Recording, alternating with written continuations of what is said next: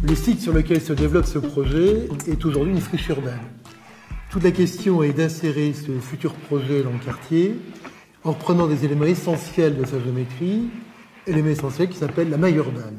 Donc cette maille urbaine, elle donne les temporalités de déplacement dans la ville, celle qui donne les distances, les temps, et en même temps, elle doit bien sûr s'accommoder du prolongement des voies en attente qui sont tout autour, qui ont buté jusqu'alors sur les limites de ce terrain.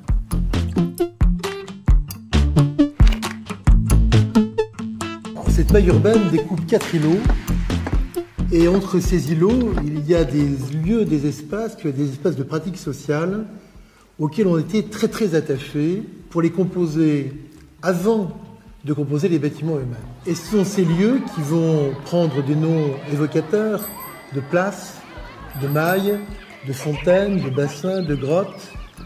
Il faut qu'on se promène à l'intérieur de l'opération avec beaucoup de lisibilité, beaucoup de repères, qu'on ne soit pas partout au même endroit.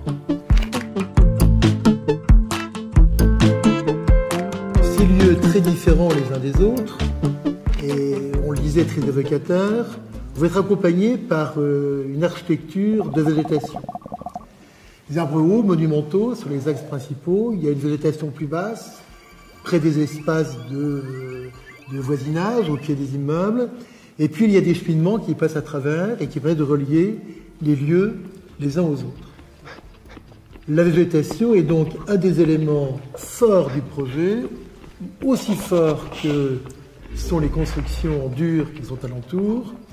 Et il faut savoir que c'est en tout 15 000 m² de surface qui sont offerts aux futurs habitants pour s'ébattre à l'extérieur de leur logement.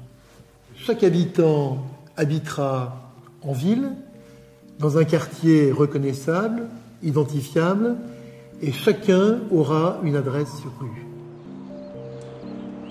En parcourant l'opération, on prend vraiment la conscience qu'on est en ville. C'est une opération qui a cette complexité de morceaux de ville avec des commerces, des transports en commun. On prend l'avenue Picot, on la parcourt, on a vraiment toutes les offres possibles devant nous.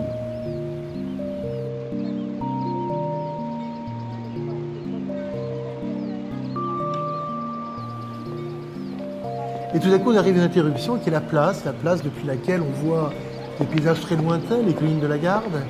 Ça s'ouvre de façon exceptionnelle. Généralement, en ville, tout est fermé. On ne voit pas le paysage lointain. Là, au contraire, il est offert. Et puis, au pied de ces vues lointaines, il y a tous ces espaces verts.